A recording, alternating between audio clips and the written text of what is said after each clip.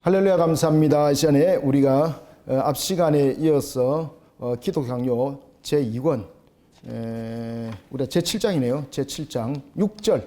자, 우리가 기독 강요는 보면은 이제 제2권에서 율법에 관한 내용들을 굉장히 좀 상세하게 이야기를 하고 있습니다. 그다음에 이제 그 이어서 10계명이 이제 등장하는데 8장에서 지난 시간에도 우리가 이제 그 공부해 왔던 것처럼 우리가 이제 율법은 크게 우리가 세 가지의 법으로 우리가 나눠지죠. 율법은 하나의 율법은 도덕법이 있고, 도덕법은 변하지 않은 법을 도덕법이라고 그럽니다.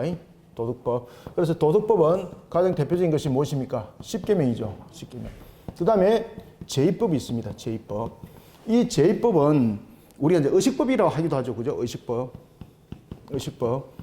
이 제의법은 10계명은 지금도 여전히 지켜야 할 법이고, 그리고 제의법은 이것이 폐기됐습니다. 폐기됐는데 이것은 그냥 완전히 성취된 거죠. 폐기된 것이 그저 단순하게 사용하지 못하여서 폐기된 것이 아니라, 여기서 폐기된 것은 완전하게 성취를 이룸으로써 이 제의법은 무엇으로 대체되는 겁니까? 믿음의 법으로 이것이 대체됩니다. 예수 그리스도가 구세주인 것을 믿는 믿음의 법이죠. 그 다음에 이제 세 번째는 시민법이 있습니다. 시민법은 오늘도 칼빈이 그 이야기를 합니다. 시민법의 정신을 우리가 잘 살려야 된다고. 이 시민법은 우리가 이제 크게 나누면은 민사상의, 형사상의 이 내용들의 법들을 가지고 있는데, 이것은 그 정신을 개성시켜야 됩니다. 우리는 이 부분들은 정신을 개성시켜야 될 그런 의무를 가지고 있습니다. 자, 이런 가운데 이제 율법이, 이런 성격을 가지고 있는 율법이 가지고 있는 것이 용법이 있습니다. 그래서 율법에 대한 율법의 세 가지 용법이라는 것이 있는데, 오늘 이제 그 공부를 합니다. 율법의 세 가지 용법에 있어서 제1용법. 자, 제1용법은 어떤 기능을 가지고 있는가?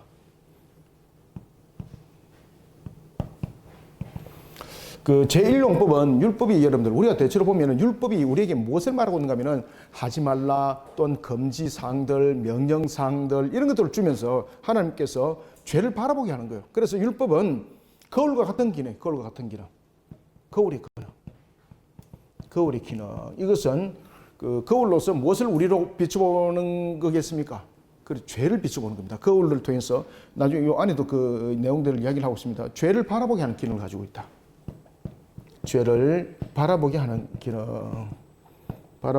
기능을 가지고 있고, 그 다음에 이제 제2용법. 율법의 이제 제2용법은 무엇을 우리에게 말하고 있는가 하면, 이제는 죄를 억제하는 기능입니다. 죄를 우리가 바라봤다면은 이제는 죄를 억제하는 기능이 있는데, 그것이 율법의 제2용법입니다. 죄를 억제하는 기능. 일단 써놓고 우리 들어갑시다. 이 안에서 또 공부를 할 건데, 죄를 억제하는 기능을 가지고 있다. 그 다음에 이제 율법의 제3용법. 율법의 이제 제3용법은 채찍의 기능을 가지고 있습니다. 채찍은 이제 무엇인가 하면은 게으르지 않도록 자극을 주고, 또는 다시는 그 길로 가지 않도록 우리가 인도한 역할들을 하고, 이런 부분들이 있죠. 그죠? 그래서 율법은 채찍의 기능을 가지고 있습니다. 채찍의 기능. 이 부분들을 다르게 유사하게 표현하기도 하는데, 대부분 다 이런 그 표현으로 보시면 거의 틀림없습니다. 그래서 율법의 제1용법은 거울로서의 기능이고, 두 번째는 죄를 억제하는 기능이고, 세 번째는 채찍으로서의 기능이 바로 율법의 세 가지 기능인데, 지금 우리가 이제 보는 것은 6절부터 9절까지는 율법의 제1용법입니다. 율법의 제1용법. 6절부터 9절까지는 제1용법이고, 그 다음에 뒤에 한번 봅시다.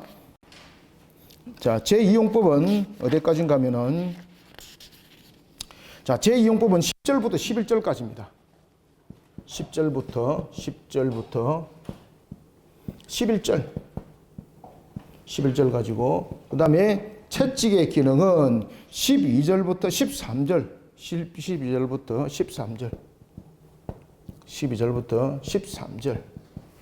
이 부분이 채찍으로서의 기능을 말하고 있습니다. 그래서 율법에 대한 부분들을 오늘 먼저 세 가지 용법을 우리가 공부를 하도록 합시다. 자, 여러분들 가지고 있는 교재 41페이지 보겠습니다. 41페이지. 41페이지 맨 위에 보면은 율법은 우리에게 있습니다. 함께 읽어볼까요? 시작. 율법은 우리에게 하나님의 의로우심을 보여주며 거울처럼 우리의 죄 많음을 밝혀줌으로써 우리에게 하나님의 도움을 간구하도록 인도한다. 그러니까 우리에게 이 죄를 밝혀보게 하면서 낭망하고 절망하게 그냥 내버려 주는 것이 율법이 아닙니다. 그런 것 같으면 율법은 하나님께서 우리에게 주지는 않았습니다. 율법은 결국은 준 것은 하나님께서 우리를 인도하기 위함에서 내용들을 가지고 있거든요. 우리에게 또한 성경을 준 이유도 우리가 전혀 그것을 할 수 없는 불가능성을 그냥 비춰주면서 낭망하고 절망하도록 주기 위해서 하나님께서 성경을 준 것 아니거든요. 성경 안에 전부 다 소망과 희망과 길들이 다 있지 않습니까? 마찬가지 율법도 마찬가지입니다. 우리가 이제 그 죄가 무엇인지 사람들은 이제 일반적으로 이제 죄 그러면은 자신이 그냥 잘못을 저지른 것들 또는 법을 위반한 것들 이것을 죄라 그러지 않습니까? 그죠? 그래서 이제 죄에 대한 기준으로 말한다면은 사실은 이제 법의 형태의 기준인데 그러면 그 법이 어디 법인가 하는 것을 우리는 아셔야 되는 겁니다. 우리가 세상의 법이라는 것은 나중에 칼빈 이제 그 안에도 이야기를 하는데 우리가 세상 속에서 지었던 법만 가지고 이야기를 한다면 그건 잘못된 것이다. 세상의 법은 우리에게 영적으로 범한 것에 대해서는 그것을 제재할 수 있는 부분들이 생기지 않기 때문에 그것은 법으로 제정할 수가 없다. 그런데 십계명은 그런 부분들까지 이야기를 다 하고 있다. 그런 부분들이거든요. 이런 측면에서 이제 율법의 기능이 뭔가 하면은 이와 같이 우리로 하여금 겉테두리의 모습이 아니라 영으로서 우리를 깨우치게 하는 겁니다. 우리는 영육간에 여러분들 구성되어져 있고 우리의 인격이 하나의 자각을 한다는 것은 그러고 또한 속되고 그런 것을 아는 속에서 자각을 하는 것이거든요. 그럼 율법이 비춰지는 내용들은 바로 그런 부분들입니다. 우리가 영적으로 자각을 할 수 있도록 아시겠습니까? 그러면 우리로 하여금 영적으로 자각을 할 수 있도록 우리의 실체를 보여주기 전에 죄가 무엇인지 깨달아야 되는 거잖아요. 왜 그럼 죄도 모르는데 무슨 하나님 앞에 구세주를 찾고 죄가 무엇인지도 모르는데 왜 회개를 합니까? 그죠? 중요한 것은 죄가 무엇인지를 알게 하는 것. 그래서 율법의 기능은 죄를 알게 하고 죄를 바라보게 하는 기능이 바로 제1율법이고 그 다음에는 죄를 알았다면 이제 그 죄로 인하여서 어떤 일들이 일어나는가 이것을 율법이 조명해 주죠. 그죠? 그러니까 죄를 억제하는 기능을 가지고 있는 거죠. 죄를 억제하는 기능. 그러니까 여러분들 우리가 이제 쉽게 보면 이제 십계명 같은 경우 이제 8장에서 십계명을 이제 본격적으로 보는데 십계명에 보면은 하나님께서 사망에 이르는 그런 법을 10가지 주지 않습니까? 하나님을 망대를 걷는 것들, 그 다음에 부모를 공개하지 못하는 것들, 뭐 이런 부분들이 전부 다 십계명 속에 들어가 있잖아요. 그러면 이것은 그냥 말만 끝나는 것이 아니라 이런 것을 범했을 때는 반드시 그렇죠. 죽임을 당하리라. 그죠? 그런 속에서 이것이 억제 기능을 가지고 있는 거예요. 계명이. 이해됐죠? 그죠? 그러니까 죄를 알게 하고 그리고 죄를 비춰보게 하고 그러면서 죄를 억제하는 기능이 율법의 기능이고 또 하나는 우리가 영적으로 게으름이 있습니다. 자, 여러분 이런 것들이 있습니다. 이웃을 사랑하라 라는 부분에 대해서 우리가 영적으로 게으르면 이웃을 사랑할 수 없는 거지 않습니까? 그 다음에 또 하나는 우리가 영적 나태함 속에서 또 나타나는 그런 부패함들이 있거든요. 이런 부분들을 채찍을 통해서 가도록 만드는 거죠. 그래서 길을 잘못 가게 되면은 오른쪽으로 가야 되는데 왼쪽으로 가게 되면 채찍을 때려서 오른쪽으로 가게 만들고 전진해야 되는데 후진하게 되면 채찍을 때려서 전진하게 만들고 이게 이제 율법의 기능인 것이죠. 그런데 이런 율법의 기능 속에서 딱 한 가지 없는 것이 있습니다. 무엇입니까? 구원입니다. 구원. 그래서 율법에는 구원이 없습니다. 율법의 세 기능 속에는 구원의 기능이 없습니다. 이 속에는 구원의 기능이 없습니다. 따라서 율법의 용도는 이러한 세 용도를 통해서 누구를 바라보게 만들까요? 그렇지요. 이렇게 딱 적어 놓으세요. 그리스도를 바라보게 만듭니다.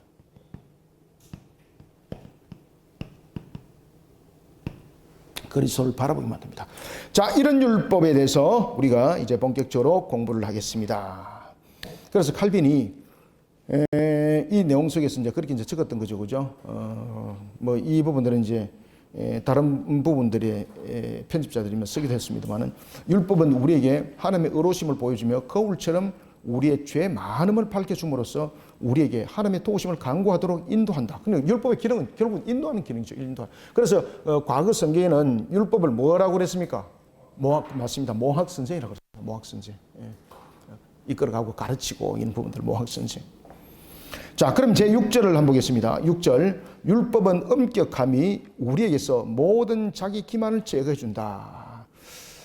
우리가 여러분 사람들이 왜 기만하겠습니까? 그 기만한 것은 우리가 교만 속에 기만이 있고 그 속에 좀 더 싹 드는 것 아니겠습니까? 그죠? 그래 모르니까 기만이 있는 거예요, 여러분들요. 자, 안에 내용 봅시다. 그러나 이 문제 전체를 더욱 분명하게 만들기 위하여 이른바 도덕적 율법의 기능과 용도를 간단히 개관하기로 하겠다. 그런데 내가 알기에는 그 기능에 세 부분이 있다. 첫째 부분은 하나님의 의, 즉 하나님이 받아주시는 유일한 의를 밝히는 동시에 우리 각 사람이 불의를 경고하며 알리며 죄를 깨닫게 하며 결국 정죄한다. 이게 율법의 제일 기능이에요. 이게 제일 용법 기능. 그러니까 하나님의 의, 즉 하나님이 받아주시는 유일한 의를 밝히는 동시에 우리 사람의 불의를 경고하고 그 다음에 죄를 깨닫게 하고 결국 정죄하는 그런 기능을 가지고 있는 것이죠. 이것이 이제 율법이 우리에게 주어진 첫 번째 기능입니다. 우리가 율법의 이 기능들이 왜 이렇게 이제 순차적으로 이게 내용이 중요한가 하면은 처음부터 여러분들 죄를 깨닫지 못하고 있는데 죄로부터도 두려움을 가지고 있지 않는데 그냥 채찍을 두들겨 팬다. 그럼 이게 어떤 결과가 나타날까요? 반항하죠. 그죠? 반항하고 들이받죠. 그러니까 율법은 신앙으로 인도하는 그런 측면에서 이 단계들이 있는 거예요. 그러니까 율법의 기능들을 순서를 잘 보셔야 됩니다. 첫 번째는 우리가 또한 훈계할 때도 마찬가지입니다. 우리가 신앙으로 훈계할 때도 이 율법의 기능 속에 있는 것을 우리가 함께 보셔야 되는 거예요. 우리는 대체로 이제 훈계를 하다 보면은 그냥 잘못한 것을 단적으로 결론을 팍 집어가지고 때리펴지 않습니까? 그죠? 이러면은 어떻게 되는 겁니까? 잘못한 것 같은데 아니지 않습니까? 그죠? 그러면서 먼저 대항을 하잖아요. 그럼 먼저 깨닫게 만들어야 되는 거예요. 먼저 훈계를 할 때도 제일 먼저 율법의 기능처럼 하셔야 됩니다. 아시겠습니까? 율법의 제1용법, 제2용법, 제3용법처럼 제일 먼저 죄를 바라보게 해야 되는 거예요. 그러면 죄를 바라보게 한 다음에는 다시는 죄를 지으면 안 된다라는 그 두려움을 가져야 되는 것이죠. 그 다음에 필요한 것이 마지막 채찍입니다. 그럴 때는 훈계를 받아들여요. 제1용법, 제2용법을 무시해버리고 그냥 제3용법으로 그냥 바로 튀어버리고 그냥 채찍으로 때리면은 내가 잘못한 것 같긴 한데 반응을 하는 것이 대항을 하게 되는 거죠. 그럴 때는 그것은 훈계가 아니라 반란이 되는 겁니다. 여러분 아시겠습니까? 그래서 율법의 이 기능들이 1용법, 2용법 이것이 구분되어지는 것도 율법이 이런 부분들을 가르치고 있습니다.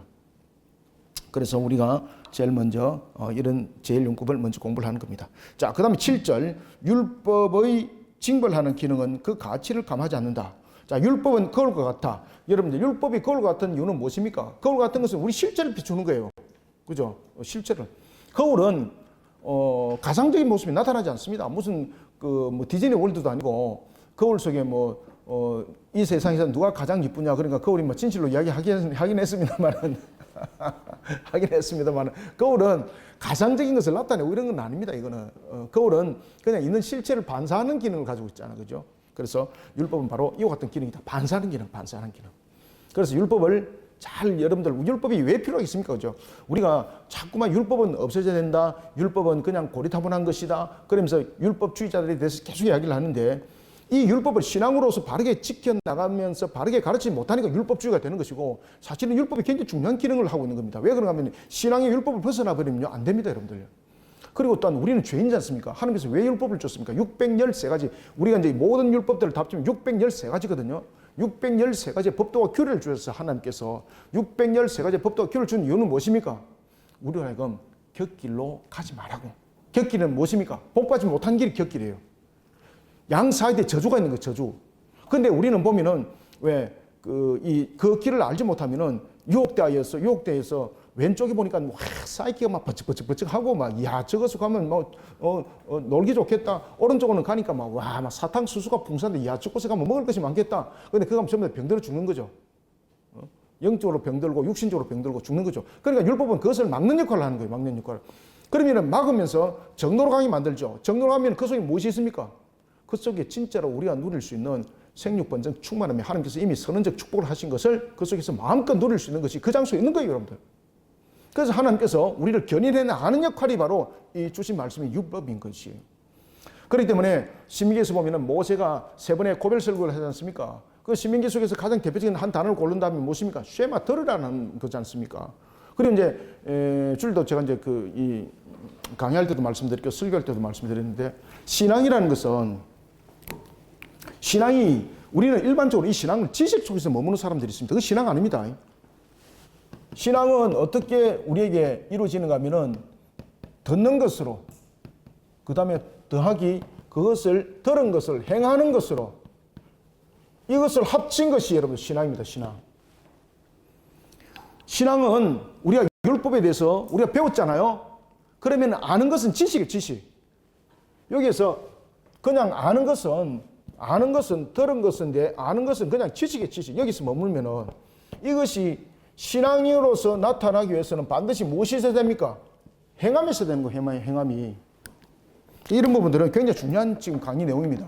그래서 이런 부분들을 단순한 내용들이지만은 이런 부분들을 잘 직시하시고 그 다음에 여러분들이 성경을 읽을 때 야고보서도 왜 야고보서가 행함에 대해서 이야기를 하는가 여러분 잘 아셔야 됩니다. 신앙을 만들어 가야 된다는 거죠. 근데 루트는 그런 부분들을 가지고 야고보의 서신을 쓰레기 서신이다. 믿음의 구원인데 어찌 행함의 구원인가? 여러분들 야고보가 믿음에 대한 구원을 그가 알지 못했겠습니까? 야고보가 지금 이야기하고 있는 것은 무엇입니까? 지식을 가르치는 것이 아니라 신앙을 가르치는 것이거든요. 그것을 알지 못하는 거죠. 그러니까 무지하다. 그것도 뭐 영적으로 무지하다는 할 수는 없습니다만 잘 알지 못했다. 이렇게 이제 볼 수가 있겠죠. 자, 이와 같이 우리의 신앙은 그러면 듣는 것인데 이 뭘 듣는 겁니까? 하나님의 바른 말씀을 듣는 겁니다. 다른 거 들으면 안 됩니다. 사람한테 말 듣는 것 아닙니다. 우리는 신앙으로서 우리를 세워지기 위해서는 듣는 것이 있는데 이 듣는 것은 바른 말씀. 하나님의 바른 말씀. 왜 제가 하나님의 바른 말씀이라고 그랬을까요, 여러분들? 하나님의 말씀이라고 말하면서 가감을 하는 말씀 전부 다 거짓이고 전부 다 이단의 말씀이에요. 그 다음에 가공한 말씀은 말씀이 아니에요. 아시겠습니까? 그래서 바른 말씀을 우리가 접하기 위해서는 항상 성경을 근처에 두셔야 됩니다. 우리의 신앙의 견인을 통해서 뭔가를 만들어갈 때는 반드시 성경입니다. 반드시 성경. 성경. 그래서 성경의 사람이 되셔야 돼요, 여러분들. 왜냐하면 그 속에 전능성의 하나님이 있고 그 속에 하나님의 놀라운 역사함이 그 속에 있는 거지 않습니까? 여러분 히브리서 11장 1절도 그 말씀을 쭉 우리한테 주고 있잖아요. 하나님의 말씀이 살아있다고 했지 않습니까? 하나님의 말씀이 살아있다는 것은 무엇입니까? 그 말씀이 역동적으로 우리를 움직인다니까요, 여러분들요. 그러니까 우리가 바른 말씀을 들어야 되고 듣는다는 것은 가르침을 받는다는 것까지 함께 함축하고 있습니다. 그냥 듣는 것이 아니에요. 듣는 것은 그냥 녹음기 돌려라 이것이 아니고 하나님의 말씀을 읽음으로써 영적으로 또 그 음성을 듣는 거죠. 그래서 듣는 거라는 것은 우리가 영육간에 듣는 겁니다. 아시겠죠? 그래서 여기서 듣는 거라는 것은 하나님께서 우리에게 말씀을 하여 가르쳐 주시고 라는 것도 함께 있어요. 그래서 영적 가르침, 영적 음성이 들리는 거지 않습니까? 그래서 듣는 것은 이와 같이 가르침을 받는 것을 함께 함유하고 있다. 그 다음에 반드시 행하는 것. 행하는 것은 뭔가 하면 내 마음대로 하는 것이 아니라 그 말씀이 말하는 바를 지켜 준행하는 겁니다. 행하는 것은 어떤 것이라고요? 그 말씀이 말하는 바를 지켜 준행하는 것. 이것을 행하는 것이라고 말하는 거예요. 그래서 신앙은 하나님의 바른 말씀을 배우고 그리고 그 말씀이 말하는 것을 지켜 준행하는 것. 이것을 신앙이라고 말해요. 이런 속에 신앙은 날마다의 가꿈이 있어야 되는 거예요. 그러면 신앙이 성장하려면 언제까지 해야 됩니까? 주님 오시는 그날까지 해야 됩니다. 신앙은 멈춰버리면요, 녹슬은 것과도 비교될 수 없습니다. 신앙은 멈춰버리면 마치 나락에서 1초도 안 되는지 나락에서 떨어지는 것이 신앙이기도 합니다. 왜? 이 마귀가 군데군데 전부 다 벌레를 갖다 펼쳐놨거든요. 벌레는 어떤 역할을 합니까? 칼빈이 그 이야기를 하거든요. 우리가 신앙을 통해서 신앙을 게을리하게 되면은 우리 속에 벌레가 있어가지고 벌레가 그 딱 깔고 먹어버린다. 순식간에 힘을 깔고 먹어버려. 그러니까 우리가 신앙은 날마다 농사를 지어야 돼. 농사를 지을 때는 그 농부가 그 농사를 씨만 뿌리고 수확을 기다리는 것도 아니지 않습니까? 씨를 뿌리고 가꾸어주고 만약에 땅이 메마랐으면 물을 기어와서 부어주고 그 다음에 가지가 자라나더라도 그것이 벌레 먹었으면 벌레가 먹지 않도록 벌레도 제거해주고 그런 관리들이 다 있는 거거든요. 신앙이 똑같아요. 그래서 신앙은 우리의 신앙의 성장은 마치 우리가 곡식을 농사지어서 추수를 거두는 것과 똑같아요. 자, 그 다음에 여러분들 추수가 한 해 농사로서 평생 먹고 사는 겁니까? 아니잖아요. 매해 추수를 해야 되잖아야 농사를 지어야 되잖아요. 신앙도 똑같아요. 신앙도 한 번 수확으로서 하나님으로부터 은혜를 받았다 그래서 이거 지속성을 가는 것이 아닙니다. 신앙은. 그래서 신앙은 뿌리만큼 거두집니다. 뿌리만큼. 이것이 하나님의 공의 법입니다. 공의 법. 그래서 과거에는 보면 왜 그런 사람 있잖아요. 과거에는 보면 저 사람 용감했는데 지금은 완전히 꺼진 냄비가 돼가지고 이거는 뭐 고철로도 팔아먹을 수 없는 그런 신앙이 된 사람도 있죠. 그런 사람들이 왜 그런가 아세요? 과거에는 신앙의 농사를 열심히 잘 지었어요. 그 한 해 농사로 끝난 겁니다. 그러니까 과거에 무용담이나 자랑하고 이런 사람도 있죠. 그죠? 과거에 내가 이런 사람인데 무용담 자랑. 그런 사람 절대 신앙 따라하시면 안 됩니다. 그런 사람들 신앙 배우시면 똑같은 그런 무용담 속의 사람이 됩니다, 여러분들. 그래서 신앙은 계속해서 가꾸셔야 돼요, 계속해서. 그래서 신앙에는 반드시 땀 흘림이 있어요, 땀 흘림. 그러지 않으면 이 벌레가 우리 전부 다 지금까지 사온 다 깔고 먹어버려요. 순식간에 깔고 먹어버려요. 마귀가 온갖 끝에 벌레를 다 펄털이 났다니까, 여러분들요. 그래서 우리는 신앙을 이런 부분들에서 잘 지켜나가야 된다. 그런 측면에서 율법이 이런 엄격함의 규제를 가하고 있는 것은 그런 신앙을 지켜나가는 부분의 형태래요. 자, 봅시다.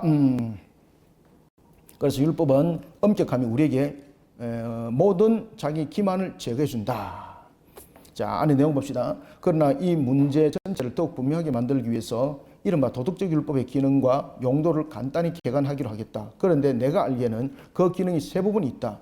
첫째 부분은 하나님의 의, 즉 하나님이 받아주시는 유일한 의를 밝히는 동시에 우리 각 사람의 불의를 경고하며 알리며 죄를 깨닫게 하며 결국 정죄한다. 앞에 읽은데 다시 한번 읽었습니다.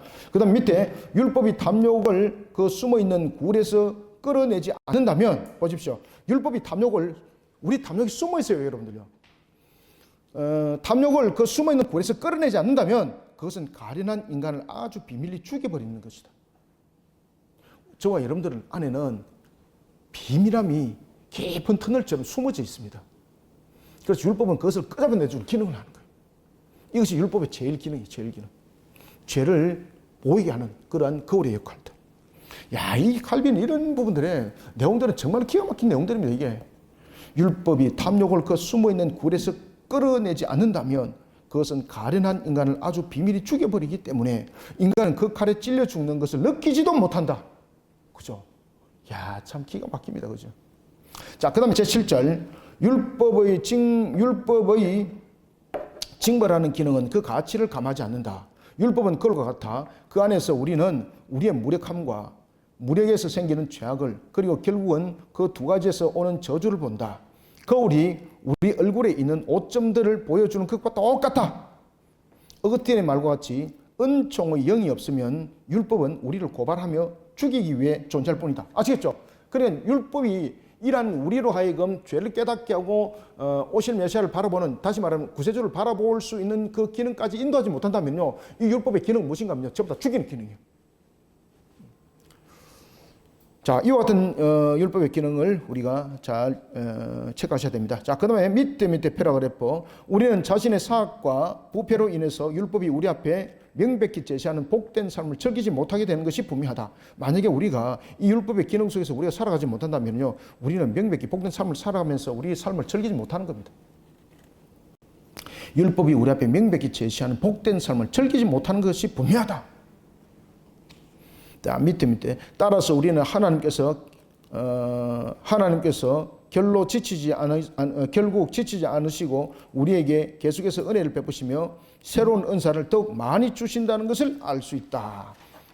그러니까 우리에게 하나님께서 율법에 대한 그 기능을 주신 것도 더욱더 우리로 하여금 복된 길로 살아가도록 그 길을 열어주어 조명하는 것입니다. 자, 8절 42페이지.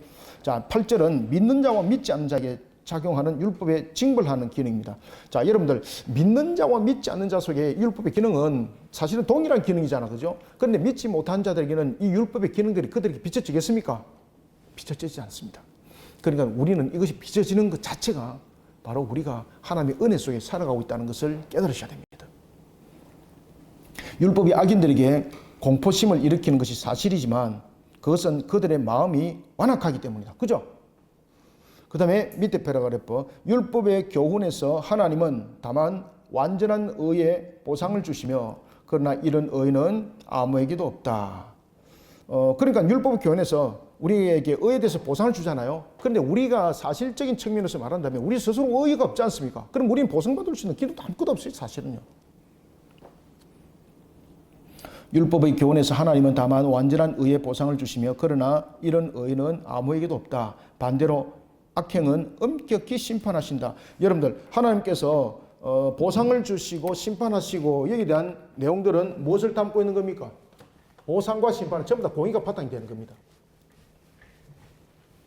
하나님께서 보상하시고 그리고 이 속에서 심판하시고 이 속에는 전부 다 적용되는 것이 전부 다 공의입니다. 공의성. 하나님께서 움직이는 것은 전부 다 그 속성 속에서 움직이는 것이거든요. 그래서 우리가 하나님이 어떤 분인가를 아시려면 하나님께서 어떻게 하시는가 보시면은요, 하나님의 공의성뿐만 아니라 여러 가지 신실성, 그리고 하나님에 대한 부분에 대해서 모든 것을 이루어 가시는 데 대해서 완전성, 이런 부분들이 그 문장 속에서 전부 다 표현이 되고 있는 것이죠. 자, 하나님께서 이 공의성을 발동할 때에 보상도 마찬가지예요. 우리를 하나님께서 은혜를 베풀지 않았다면은 우리는 스스로 을을 나타낼 수 있는 것도 아무것도 없지 않습니까? 하나님께서 심지어 율법이라는 부분들을 우리에게 규격을 치고 규범을 만들어서 우리에게 울타리를 치고 그 울타리를 지킨 것을 하나님께서 의로 삼아 주셨어요. 그렇죠? 그러면서 보상을 한다는 거죠. 그러나 만약에 우리가 하나님께서 은혜를 베풀지를 않아서 우리로 하여금 그 선택과 유기 속에서 이제 우리가 본다면 우리는 구원에 이르는 자, 특별 은총 속에 있는 자들이고, 그 다음에 이제 유기된 자들은 그런 특별 은총 속에 들어오지 못한 자들이지 않습니까? 그런 자들에게는 이런 하나의 공의성 속에서 발동되었을 때에 그들에게 가할 수 있는 것은 전부 다 심판밖에 없는 거죠. 왜? 우리는 그 어느 누구도 스스로 의로운 자가 없고 율법을 지켜나갈 수 있는 자 아무도 없습니다. 그런데 하나님께서는 이제 택한 백성에 관해서는 그런 부분들을 지켜나갈 수 있도록 하나님께서 은혜를 베푸심이죠. 이런 관계 속에도 이 내용들을 직시하셔야 된다는 거죠. 그래서 믿는 자와 믿지 않는 자들에게 적용하는 율법 그 기능은 어떤 것인가? 사실은 이런 부분에서 똑같이 이 부분들이 주어지지만은 믿음을 가지지 못한 자들은 이걸 공포심으로 느끼고 있고, 그 다음에 이제 믿음을 가진 자들에게는 이것이 하나님께서 우리를 책망하여 바른 길로 인도하는 것으로서 바라보는 것이죠. 그러니까 내용들이 다르다는 거죠, 완전히. 자, 여러분들, 불신자들과 신자의 죽음도 완전 다르죠. 우리도 뭐 이렇게 죽음 앞에 두려움을 가지는 것은 사실이지 않습니까? 그 다음에 죽음 앞에 또 이별이라는 것도 있지 않습니까? 그런데 죽음이라는 것은 완전히 다른 결론을 가집니다. 자, 죽음이라는 부분들에 대해서 신자와 불신자의 죽음, 불신자와 신자의 죽음 둘 다 똑같이 이것은 죄의 값입니다. 죄의 값입니다. 똑같습니다. 그런데 여기에서 다른 것이 있습니다. 불신자는 죄로 인하여서 죽음에 이르죠, 그죠? 죽음에 이르지만 이 죽음이 연속선상에서 계속 진행되어집니다.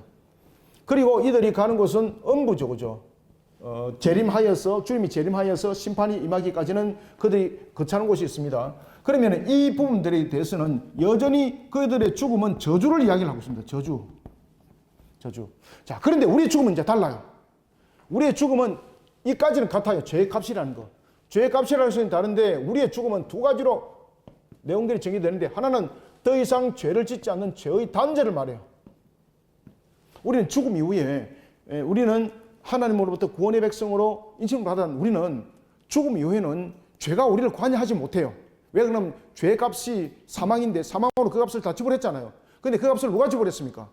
예수 그리스도께서 의로움으로서 모든 것을 성화시켰죠. 그리고 예수님께서 죽으신 상태에요, 부활하셨어요. 자, 여기서 완전히 갈라지는 겁니다. 죄의 단절만 불러일으키는 것이 아니라 이 속에서 우리의 죽음은 무엇을 말하고 있는가 하면 더 이상 저주 상태에 놓여 있지 않은 것을 말하고 있습니다. 다시 말하면 우리는 이 죽음으로 인해서 죄의 단절로만 있는 것이 아니라 이 악한 자들은 음부에 임하지만 우리는 낙원에 임하지 않습니까? 낙원에 임한다는 이 자체가 지금 죄 상태가 아니라 무슨 상태에 있다는 겁니까? 축복 상태에 있다는 겁니다, 이게. 그래서 우리는 죽음이 달라요, 여러분들요. 그래서 우리가 부활하여서 영육간에 전부 다 부활을 하죠, 그죠? 부활하여서 나중에 백보자 심판돼서 영생과 영벌로 갈라질 때도 불신자들은 영벌이라는 불목, 그리고 우리는 영생이라는 새하늘과 새 땅, 완전 다른 것이죠. 우리는 저주 상태에 있는 것, 죽어도 우리는 저주 상태에 있는 것이 아닙니다. 저주 상태에 있는 것이 아니라 즉시 낙원에 임한다는 것은 죽음이라는 부분들, 이 저주라는 부분들이 더 이상 우리를 다스리지 못한다는 이야기예요. 낙원에 갔다는 이야기는. 지금 이해되고 있죠, 그죠? 그렇기 때문에 신자와 불신자는 이와 같이 같은 상태를 말하기까지가 있는데 그 이유는 완전 달라요. 율법도 똑같아요. 율법을 하나님께서 똑같이 줬잖아요. 그런데 우리에게는 죄를 깨닫게 합니다. 죄를 바라봅니다. 또한 그 불신자들도 그것을 죄를 바라보게 하는 것 같지만 그것은 그들이 그 과정을 통해서 그냥 두려움, 공포를 느끼는 거예요. 공포. 그런데 우리는 이 속에서 무엇을 바라보는 겁니까? 죄를 깨닫게 하고 알게 하면서 회개하게 만들고, 그러면서 우리의 죄를 사실 메시아를 바라보게 만드는 것이죠. 완전히 다르죠. 기능 효과가 그죠. 그렇다는 이야기입니다.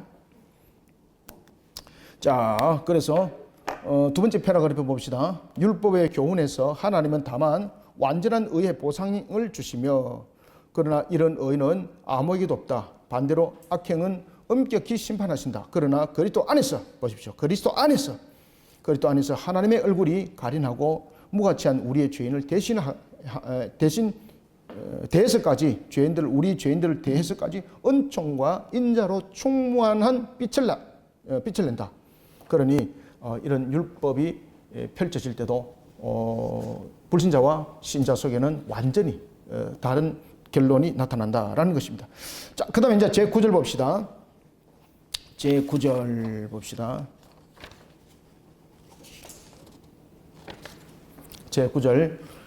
율법은 어거스틴이 말하고 있듯이 비난함으로써 우리가 은총을 구하게 만든다. 율법은 어거스틴도 그 이야기를 하고 있는데 어거스틴도 이제 그 부분들을 말하고 있습니다. 그래서 율법은 무엇인가? 자, 율법의 제일 기능은 제일 용법은 그리스도에게로 피난 가는 것이다. 이게 칭의입니다. 칭의. 자, 적어 놓으십시오. 율법의 제일 용법은 우리에게 무엇을 이끌어갑니까? 칭의. 그러니까 죄를 비춰보면서 결국은 죄를 바라보게 하는 기능 속에서 우리를 어디로 이끌어가는 겁니까? 칭의. 우리의 죄를 사하는 쪽으로 이끌어가는 겁니다. 그러니까 이 율법의 제일 용법은 누구에게로 피난하게 만들어요? 그리스도께. 적어놓으세요. 율법의 제일 기능은 누구에게 피난 가도록 한다? 그렇죠. 그리스도께로 피난 가게 만든다. 피난 가게 만든다. 이것이 율법의 제일 기능이 제일 용법. 제일 용법. 제일 용법. 예, 여기 있네. 예. 율법의 제일 용법. 제일 용법. 율법의 제일 용법은 그리스도께로 피난 가게 한다. 참 표현이 너무 좋어요. 누가 적었는지는 모르겠습니다만. 자, 힐라리에게 보낸 서간에서, 자, 이게 내용이 무슨 말인가 하면은 힐라리에게 편지를 보냈다는 거죠. 이게 누군가 하면은 어거스틴입니다. 어거스틴이 그 힐라리에게 보낸 서신을 지금 그 칼빈이 다루고 있습니다. 그러면 힐라리는 누군가 하면은 4세기에 그 당시에 이제 그 어거스틴과 함께 서방 교회 교부 중에서 한 명입니다. 그리고 이제 그 특히 이제 그는 그 당시에 이제 있었던 그 아리우스파 황제가 이 아리우스파 속에서 지지했던 자가 있는데 그가 누가 하면 콘스탄티누스 2세입니다. 이 콘스탄티누스 2세가 아리우스의 지지를 합니다. 아리우스 주의자.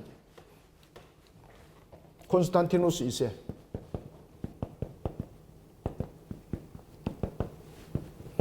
콘스탄티누스 2세가 아리우스파입니다. 아리우스파. 그러니까 아리우스에 대한 부분들에 대해서 반대하는 자들을 그냥 두겠습니까?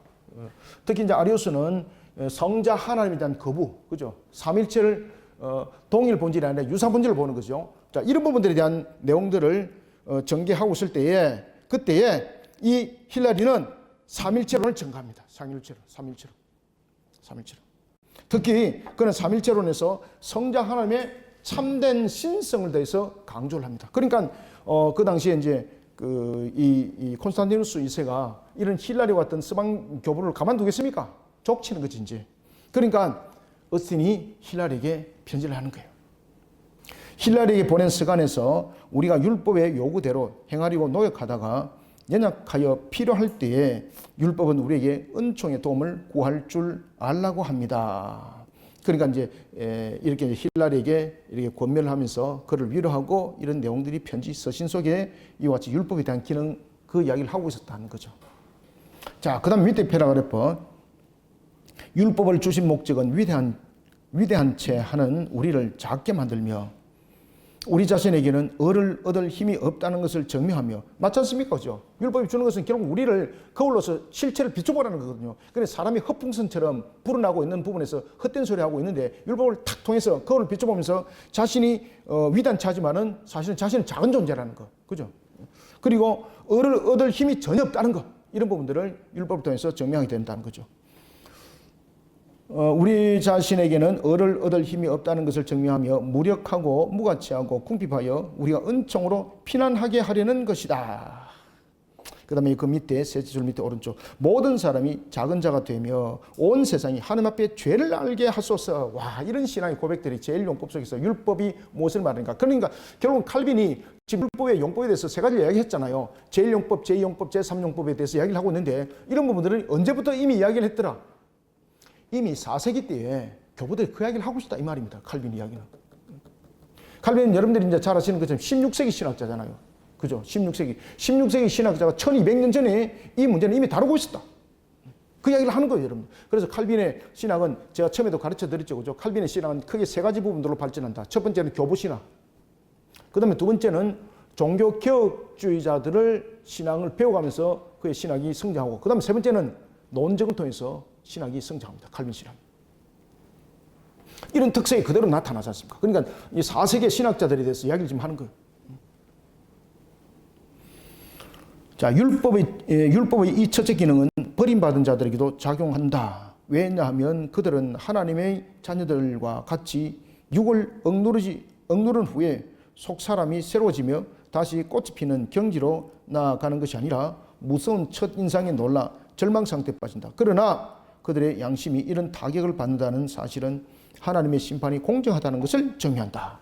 결국은 모든 부분들이 율법은 공의 속에서 전부 다 요약지었는데 결국 공의 속에서 모든 것은 작동되어진다라는 겁니다. 자, 그 다음에 율법의 이제 제2기능 봅시다.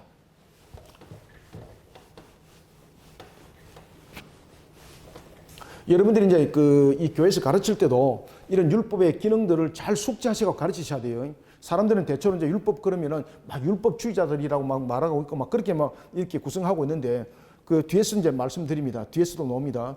율법주의자는 과연 무엇을 말하는가라는 것을 칼빈도 정확하게 이야기를 해요. 그래서 율법은 이와 같이 우리에게 헛된 망상을 꿈꾸는 것이 아니라 헛된 망상을 꿈꾸는 것을 바르게 세워나가는 그런 역할들을 하고 있는 겁니다. 자, 그 다음에 율법의 제2용법. 자, 율법의 제2용법은 어떤 내용을 가지고 있다고 그랬습니까? 죄를 억제하는 기능을 가지고 있다라고 말했죠. 자, 10절 한번 읽어봅시다. 시작. 율법은 부정한 악인들로부터 사회를 보호한다. 부정한 악인들로부터 우리를, 부정한 자를 보호하는 것이 아닙니다. 부정한 자들로부터 우리를 보호하는 기능입니다. 율법의 둘째 기능은 적어도 벌을 받으리라는 공포심을 일으켜 일부 사람들을 억제하는 것이다. 그래서 율법은 죄를 억제하는 기능이에요. 억제하는 기능. 그러나 이 억제된 또 강요된 이 의는 인간 사회를 위해서 필요하다. 주께서 만사가 소란 혼돈하지 않고 사회가 평온하도록 이런 방법을 마련하셨다. 자, 그 다음에 그 밑에 쑥 내려갑시다. 둘, 넷, 여섯, 일곱째 줄. 사도는 여기서 율법은 육의 미친 듯한 정욕, 버려두면은 한정없이 뻗어나가는 정욕을 억제하는 굴레와 같다고 가르친다. 그러니까 사도들도 이 율법의 기능에 대해서 가르쳤다는 거죠. 그 기능을 가르친 것은 율법은 이와 같이 우리를 그냥 두게 되면은 사정없이 우리가 미친 굴레와 같이 가는 부분들을 억제하는 기능을 하고 있다. 이게 이제 인간의 전적 타락, 전적 부패, 전적 무지 속에 나타나는 우리의 모습들을 함께 설명하고 있는 겁니다. 인간이 죄성 속에서 우리가 흘러가는 것은 인간이 죄 짓는 공장이 이 속에 있는데 잘할 수 있는 것은 오직 죄와 함께 뒹구는 것밖에 없거든요. 그래서 만약에 율법을 주지 않았다면 우리는 이와 같이 죄와 뒹구는 기능밖에, 우리는 그밖에 하지 못한다. 그러니까 사악한 짐승보다도 더 못하다. 이거. 자, 그 다음에 이제 11절. 율법은 아직 중생하지 않은 사람들에게는 방해물이다. 그죠? 왜냐면은, 우리가 이제 그 중생이라는 것은 우리가 칭의 가운데 있다는 것이거든요. 칭의, 중생이라는 것은 칭의와 관계되는 겁니다. 중생은 우리가 어렵게 된 것을 우리가 중생이란 말이에요. 그럼 칭의, 죄삼을 받은 것을 중생이란 말합니다. 다시 말하면은 우리가 죄삼을 받지 못했다면은 우리가 가운데 우리가 세워지지 못했다면은 율법이 우리에게 오히려 어떤 역할을 하게 되는 겁니까? 방해물 받게 되지 않는 거죠. 이렇게 하지 마라, 저렇게 하지 마라. 그런데 그게 어찌 그것이 온전한 말이 되겠습니까? 그냥 방해 역할만 하게 되는 것이요. 바울이 다른 곳에서 율법이 우리를 그리스도께로 인도하는 몽학 선생이 되어라고 한 말은 율법의 두 가지 기능에 다 적용할 수 있다. 율법이 몽학 선생이 되어 그리스도께로 인도하는 사람들은 두 종류가 있다. 처음 종류에 대해서는 이미 말했다. 둘째 종류의 인간들은 굴레가 필요하다. 그들이 육의 정욕이 날뛰는 대로 포기하여 을을 전혀 추구하지 않게 되는 것을 굴레로 억제하는 것이다. 그래서 율법의 두 번째 기능은 무엇이다? 죄를 억제하는 기능이다. 억제하는 기능. 자, 그 다음에 율법의 이제 제3용법 가겠습니다. 이제 이게 신학교 가면 이런 부분들에 시험을 잘 쳐요, 이게. 율법의 제1용법, 제2용법, 제3용법에 대해서 써라. 이렇게. 그럼 이제 칼빈의 내용 그대로 이렇게 쓰시면 되는 거, 이게. 이게 정답이에요, 이게 정답. 자, 그 다음에 이제 율법의 제3용법을 보고, 우리가, 뒤에 또 있네요. 다른 것들을 보고, 오늘은, 이 시간은 7장까지 하고, 우리가 잠깐 쉼을 쉬겠습니다. 자, 보겠습니다. 율법의 그럼 제3용법은 무엇인가? 율법은 주로 믿는 자들을 깨우치며 선행을 촉구한다. 그러니까 율법은 촉구한다는 것이 뭡니까? 채찍으로서 기능이 채찍으로서요. 아시겠죠? 깨우치고 선행을 촉구한다는 거죠. 촉구한다는 건 뭡니까? 채찍 역할이에요. 채찍 역할. 그래서 채찍이 우리로 하여금 왜 고문을 하는 채찍이 있고, 여러분 말이 빨리 달릴 때 왼쪽 오른쪽 달릴 때 채찍 역할은 무엇입니까? 말을 고문하는 것이 아니잖아요. 그죠? 그 길들을 재촉하기도 하고 길을 바르게 잘못 가면은 바르게 인도하기도 하고, 이게 채찍이거든요. 그래서 여기서 채찍은 바로 이 부분들입니다. 깨우치게 하는 역할, 바로 그 역할들입니다. 이것이 율법의 제3용법입니다. 아까 적어놨죠, 그죠? 그렇게 메모 잘 해놓으셔야 됩니다. 그러면 여러분들이 보면서 이것이 제1용법이고 이것이 제2용법이고 이것이 제3용법 말하구나, 이렇게 말하는 겁니다. 자, 12절 믿는 자라 할지라도 율법이 필요하다. 셋째 용도는 가장 중요한 것이며 율법의 본래의 목적. 여러분들 율법의 본래 목적이 무엇일까요? 율법의 본래 목적. 자, 율법의 본래의 목적은 무언가 하면요, 경건하고 올바른 삶의 규범이 율법의 본래 목적입니다. 율법의 본래 목적은 경건하고 올바른 삶의 규범입니다. 이 부분들 써놓으십시오. 경건하고 올바른 삶의 규범. 경건하고 올바른 삶의 규범.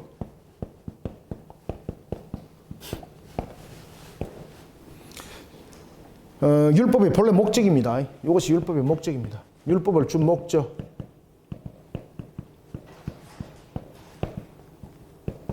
하나님께서 우리에게 율법을 주신 목적입니다.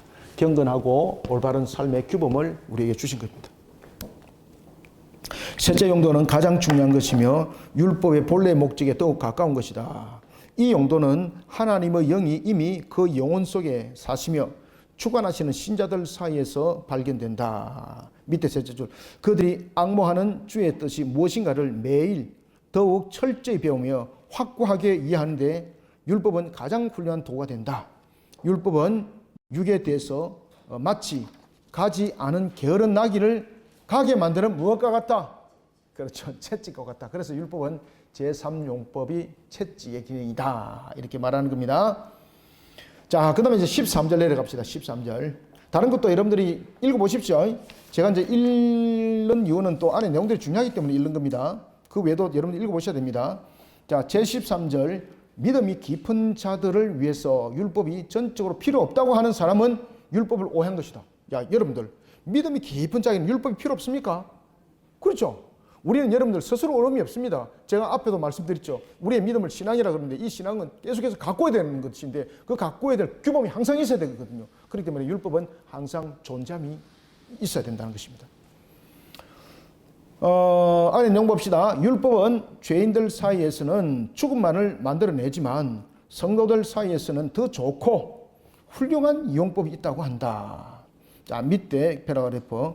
율법이 우리에게 충고하는 그 완전성은 우리가 도달하려고 일평생 예세하는 목표다. 이 점에서 그것은 우리의 의무와 일치하는 동시에 또한 도움을 준다. 따라서 율법은 우리에게 꼬린지점이라는 것이 없습니다.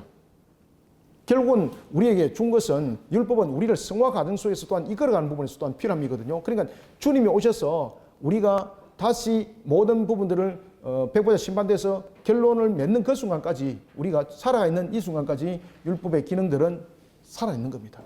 그래서 이것을 우리가 잊어버리지 마시기 바랍니다. 자, 그러면 율법은 폐지됐는가? 율법이 여러분 폐지됐죠, 그죠? 그런데 율법이 폐지된 법이 있고 폐지되지 않은 법이 있습니다. 어떤 법이 폐지가 됐습니까? 그렇죠. 제의법. 제의법은 폐지가 됐나요? 아니면 완성을 이루어서 폐기가 됐나요? 그렇죠. 어떤 것으로 누가 완성을 이뤘나요? 예수 그리스도께서. 십자가에서 우리 죄를 대속함으로, 그리고 이제 이 제법이 믿음의 법으로 제법이 폐기되면서 믿음의 법으로 이 부분들이 성화됐죠, 그죠? 자, 봅시다. 이른바 율법의 철폐는 양심의 해방과 고대 의식들의 단절을 뜻한다. 14절, 율법이 어느 정도로 믿는 자에게는 철폐되었는가? 그래서 폐하여진 것은 의식법이고 폐하여지지 않은 것은 무슨 법? 도덕법. 그 다음에는 그 정신을 살려낸 법은 무슨 법? 시민법. 이렇게 딱 인식하셔야 됩니다. 자, 봅시다. 그런데 율법에는 신자들에게 권고하는 힘이 있다. 신자들에게는 율법이, 즉 내가 말하는 도덕적 율법이다. 아시겠죠? 신자들에게는 율법이 철폐됐다고 말하는 사람이 많다. 여러분, 도덕법이 폐지가 됩니까? 사람들이 많다 그러는데 아니라는 거죠. 우리도 똑같은 오류를 범하지 않기 위해서 율법 가운데서 폐기된 것과 아직도 유효한 것을 정확히 구별해야 된다. 주께서 자신은 율법을 폐하러 온 것이 아니요 완전케 하려 함이라고 하시며, 천지가 없어지기 전에는 율법의 1.1획이라도 반드시 없어지지 아니하고 다 이루리라 라고 선언하셨습니다. 마태복음 5장 17절부터 18절. 자, 주의 강림으로 인하여서 율법의 준수가 조금이라도 경감이 되는 것이 아니라고 충분하게 확실하게 말씀하셨습니다. 그래서 밑에 줄, 그러므로 그리스도로 인해서 율법의 교훈은 여전히 범할 수 없는 것이 되었다.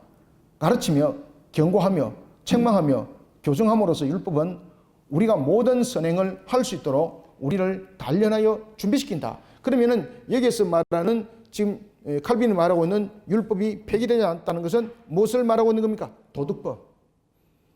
그 다음에 그 정신을 살아야 될 시민법. 이건 폐기되지 않았습니다. 여러분, 모든 나라가 법을 정한 것이 있는데, 예를 들면은, 자, 여러분들 보십시오. 종교는 자유다. 우리나라 헌법에 있죠. 그러면서 이단들도 받아들이고 그런 부분들로서 전부 다 받아들이면은 이거는 법이 맞나요, 안 맞나요? 그건 법이 아닙니다. 그건 고쳐야 됩니다. 그래서 이 민형사사학의 법들, 이 부분들을 우리가 이제 시민법이라고 말하는데, 이것이 하나님께서 우리에게 주신 그 법의 정신을 살리지, 모든 나라가. 그래서 모든 나라들은 자기들이 원하는 법을 만드는 것이 법이 아니에요. 그것이 공의가 아닙니다, 여러분들. 많은 사람들이, 예를 들면은 많은 사람들이 10명 가운데서 9명이 예수를 믿는 사람들은 전부 다 처형을 시게 된다. 그 법을 만들었다. 그죠? 저기 중동 같은 경우 가면 이제 그렇지 않습니까? 한 명은 그렇지 않다라고 말한다면은, 우리가 다수의 결로서 우리가 법을 만들고 공의를 만든다면 9명이 찬성하면 그건 공의고 법이잖아요.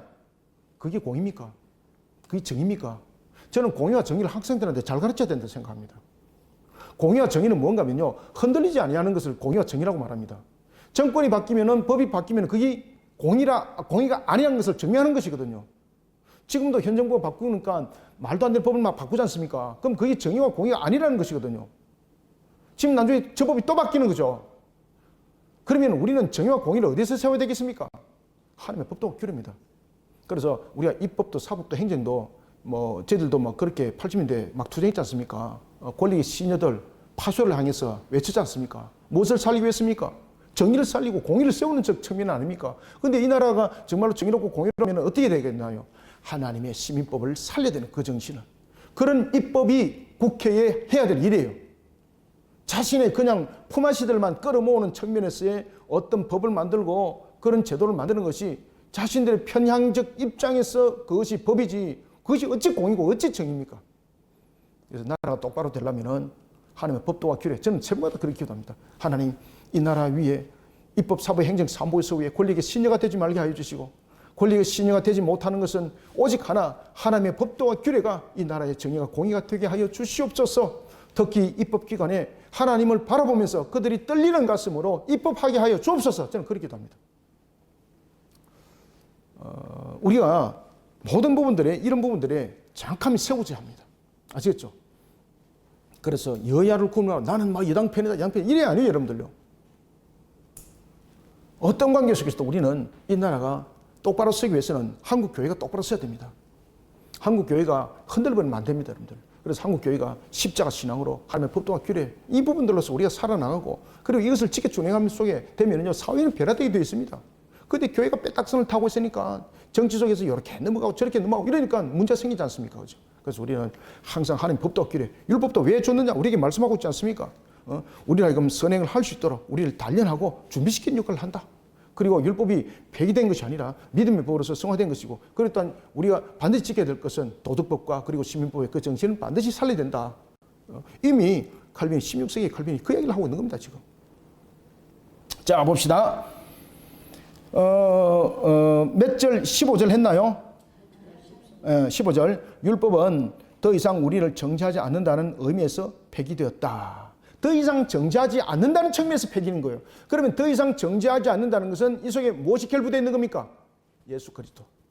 예수 그리스도가 우리의 죄를 대속하여서 죽으심. 그래서 정죄가 예수 그리스도의 죽음으로 연결되어 있고, 그런 의미에서는 폐기되었다고 말하는 것이죠. 정죄하지 않는다는 의미에서 폐기됐다는 거예요. 정죄하지 않는다는 의미에서. 바울이 저주에 대해서 하는 말은 그 의식 자체에 대한 것이 아니라 양심을 속박하는 계명의 힘에 대한 것임을 의심할 여지가 없다. 율법은 가르칠 뿐 아니라 그 명령을 솔직하게 실시한다. 이 저주에서 우리를 속량하시기 위해서 그리스도께서 우리 대신에 저주를 받으신 것이다. 아시겠죠? 그래서 정죄하지 않는다는 의미에서 폐기입니다. 율법이. 밑에 줄 동시에 율법의 권위는 조금도 손상당하지 않고 우리는 항상 여전히 경외심과 복종심으로 율법을 받아들여야 한다. 이것은 언제나 결코 부정할 수 없는 사실이다. 자, 그런 측면에서 이제 16절 의식법을 봅시다. 의식적인 율법. 의식들은 문제가 별개이다. 의식들은 효과가 없어진 것이 아니라 사용하지 않게 되었을 뿐이다. 그리스도가 강림하셔서 의식을 끝내셨지만 그 신성은 조금도 빼앗지 않으시고 도리어 인정하시며 존중하셨다.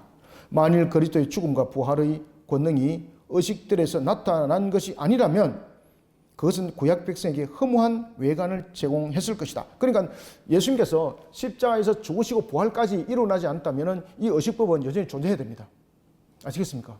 자, 우리가 구원에 대해서 이야기할 때에 주 예수 그리스도께서 우리의 죄를 대속하여 십자가에서 죽으셨습니다 라고 끝나면 안 돼요, 여러분들요. 죽은 것은 저주 상태예요. 예수님께서 반드시 우리를 구원하기 위해서는 반드시 부활하셔야 돼요. 그래서 예수님께서 십자가에서 죽으시고 부활하시고, 이것이 우리로 하여금 의를 이루는 의의 증거가 이 속에서 성립되는 겁니다. 만약에 예수님께서 부활하지 않으면요, 이 의로움의 증거는 일어나지 않습니다. 왜 그런가 하면 죽으면 여전히 저주 상태에 놓여 있는 것이거든요. 그래서 우리에게 의의 증거가 이루어진 것은 십자가에서 죽으시고 부활하시고, 이 사건을 통해서 우리의 의의 증거가 성립되는 겁니다. 자, 봅시다. 그래서 그리스도는 의식들을 폐지하시면서 자기의 죽음으로 그 효력을 확인하셨다. 우리는 이것을 사실로 인정해야 된다. 이것이 바로 의식법입니다. 자, 제17절 우리에게 불리하게 기록된 유대 관계는 삭제되어 있다. 바울이 지적한 그 가운데 조금 더 어려운 점이 있다. 또 너희의 범죄와 육체의 무할례로 죽었던 너희를 그러면서 의문에 선 정서를 도발하시고 제하여 버리사 십자가에 못 박으시고 운운한다. 이 말을 도덕적 율법에 관한 것이라고 간단히 생각하는 사람들은 십계명의 교훈보다 그 용서 없는 엄격성을 폐지한 것이라고 해석하지만 그 생각은 잘못이다. 그래서 우리가 십자가에서 이루어진 것은 십계명에 대한 부분들이 아니고, 그리고 어떤 시민법이 아니고 제의법에 대한 부분에서 우리의 구원에 이른 부분으로서 이루어진 것입니다. 그러면서 우리는 지금 성화 과정 속에 놓여 있는 거지 않습니까?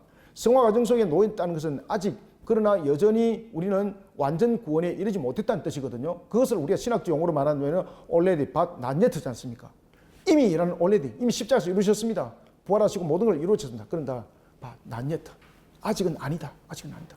그러면 아직은 아니라는 이런 과정을 우리가 무엇이라고 말하고 있는 겁니까? 주님께서 다시 오시는 그날까지의 그 과정을 우리가 살아나가는 것을 성화 과정이라고 말하는 거예요. 성화 과정.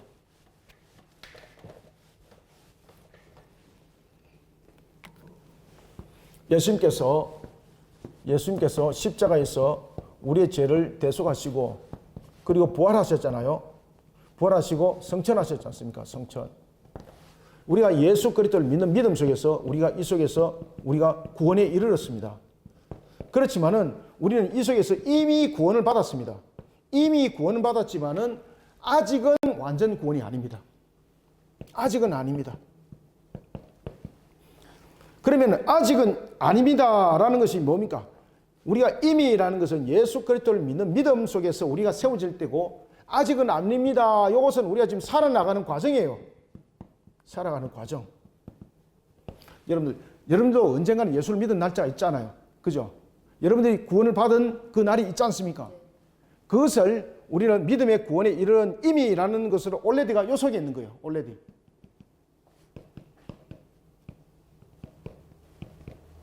아직은 뭔가 하면은 그러나 아니다. 이겁니다. 이 아직은 뭔가 하면은 우리가 지금 살아나가는 과정이에요. 이것을 우리가 성화라고 말해요. 성화. 우리의 삶들이 거룩하게 만들어지고 하는 것. 그것을 이제 구원의 서정 가운데서 마지막 단계요. 칭의 이후에 이 부분들은 칭의 이후, 이거 예수 그리스도를 믿는 믿음 속에서 이루어지는 것이 이것이 칭의거든요. 칭의 이후에 일어나는 것을 성화라고 말해요. 이 성화는 언제까지인가? 두 가지로 이 부분들은 성립됩니다. 성화가 언제 끝나겠습니까? 예? 성화는 두 가지 방법으로 끝납니다.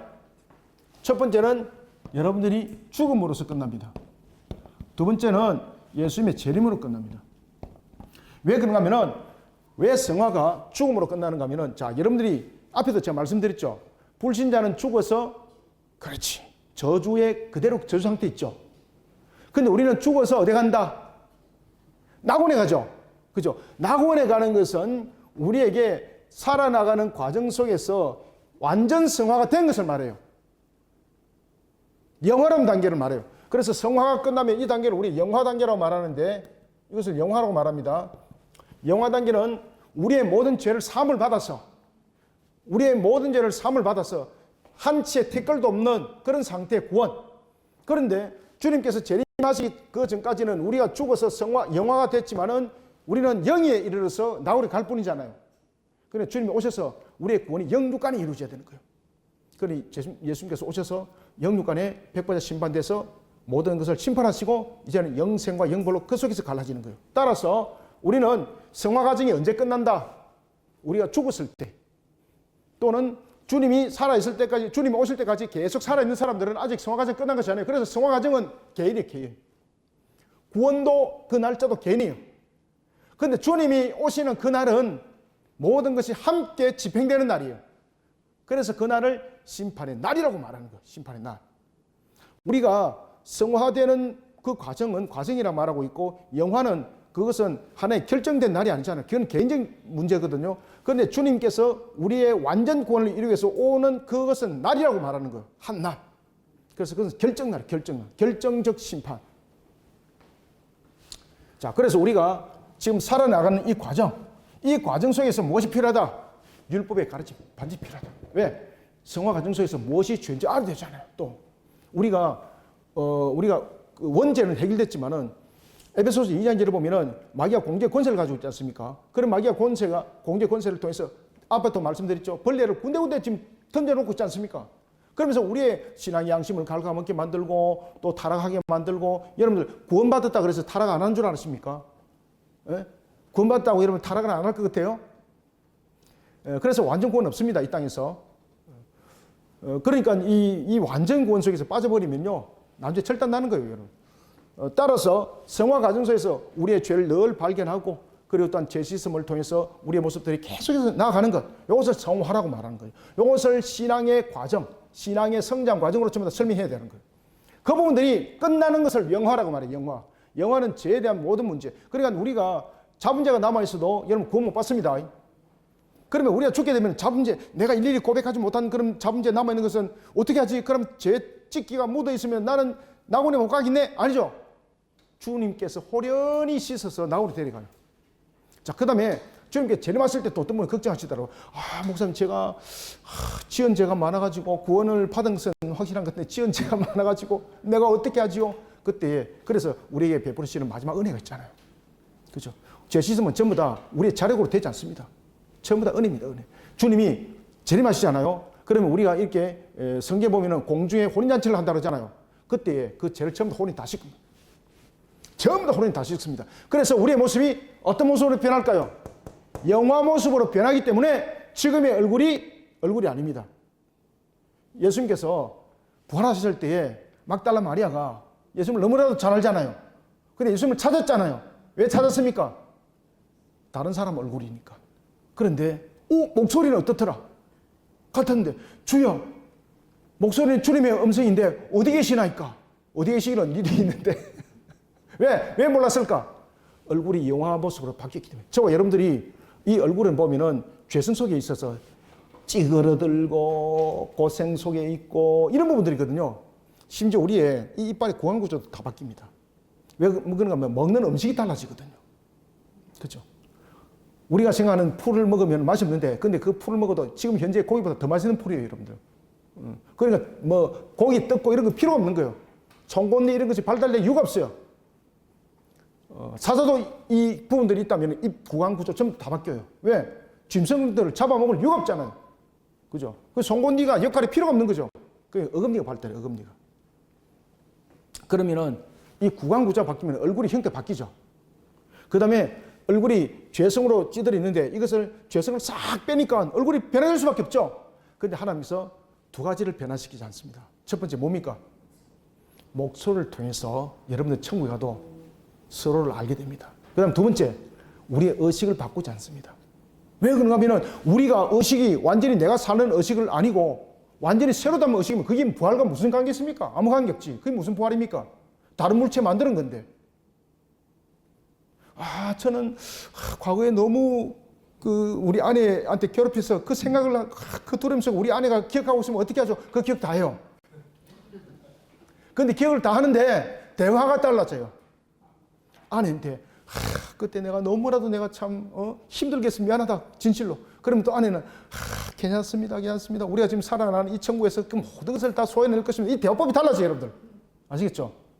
좀 더 기억 다 가지고 갑니다. 하나도 안 지워집니다. 더 해맑게 기억합니다. 더 해맑게. 어릴 때 그 기억 안 나죠?